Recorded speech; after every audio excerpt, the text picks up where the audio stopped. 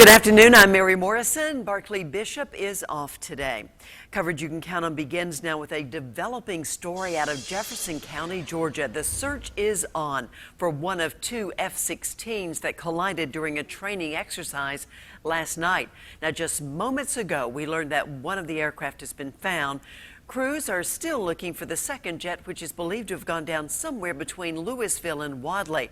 Now, the pilots are okay after ejecting safely. The 169th is located at McEntire Joint National Guard Base in Eastover, South Carolina. That's about 15 miles from Columbia. We are currently awaiting a press conference slated to get underway about a half hour from now. Colonel Nick Gentile is the commander for the 169th Fighter Wing. Unfortunately, when you operate high-performance aircraft, and these are some of the most advanced fighters we have in the United States, one of the realities is that accidents happen. It is a dangerous business, and we have really gotten good at making it safe. Now, as I mentioned a moment ago, one plane has been found. Let's go live to Jefferson County and News Channel 6's Ashley Campbell. Ashley, what do we know about the location of the plane and the possible whereabouts of a second aircraft?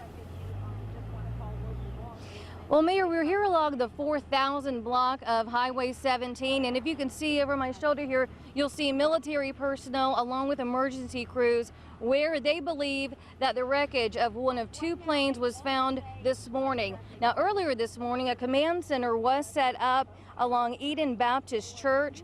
Crews headed out on foot. They also had four-wheelers out in the wooded area. And the Georgia State Patrol also had its helicopter to assist, searching any area that they could. I am told by Colonel Nicholas Gentile that they're looking in about a 5-mile radius to search for that second plane. They say it could take days, weeks, even months, depending on where that second plane is located. And they're also waiting for the National Safety Board to arrive.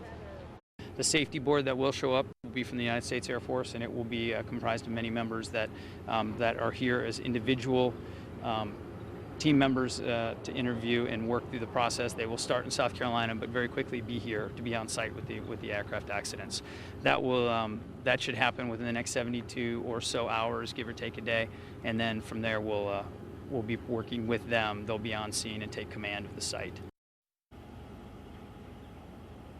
Now, Mary, as you mentioned, those two pilots, they were treated here within the Jefferson County, and they are now back in South Carolina. And we've also been told that a lot of people are bringing debris to law enforcement and military personnel. They say they appreciate it, but not to touch it because there is hazardous material. So if you see anything, you're asked to call your local law enforcement. Mary, back to you. All right, Ashley, thanks again for that live report. Of course, we will check back with Ashley, and a little bit later we'll have Chris Guardaro as well.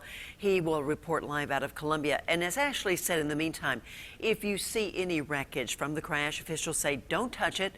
There could actually be hazardous material on board. Instead, call 911 or call the number you see on your screen. That number is 803-647-8888. Again, 803-647-8888.